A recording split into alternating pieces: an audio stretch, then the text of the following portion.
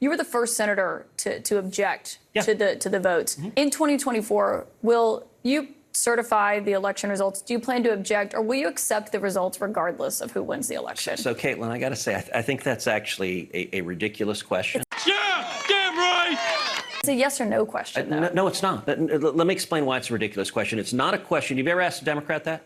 Of course. What Democrat? But what Democrats? Hold on a second. What Democrats challenge it? What Democrats? I know. I've been down this road many times.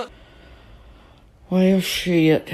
No Democrat. You cannot compare the two situations. We have talked about that. We've seen the audio of that when they protested on the Senate floor. Hold on a second. But has you ever had a sitting president who refused to facilitate the peaceful transition of power? Fake news. It's fake, phony, fake. Refused to acknowledge that his successor won the presidency? So, we did have a peaceful transfer of power. I was there on January 20th. I was there on the swearing in. Barely.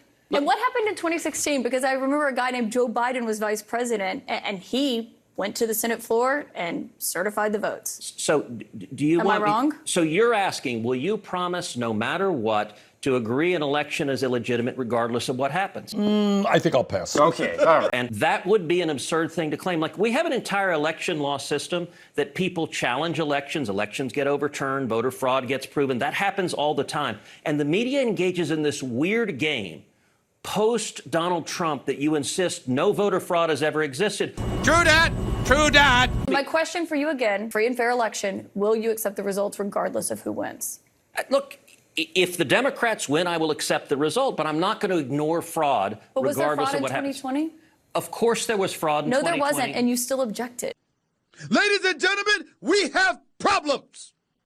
Oh, you know for a fact there was zero voter fraud. Really? What's your basis for that? Show me your evidence. We've spoken with Governor Kemp. They did 3 hand recounts in the state of Georgia. The director of CISA said that it was the safest, most legitimate election. But you're saying zero voter history. fraud occurred. That's what you just said. Nothing that would have changed the outcome of that Okay, but that's election. a different statement. But no, it's not. Because yes, if it wouldn't it have is. changed You said there was no voter fraud. There was no voter fraud that would have changed the outcome of the election, and you know that, Senator. I don't use the word hero very often, but you are the greatest hero in American history.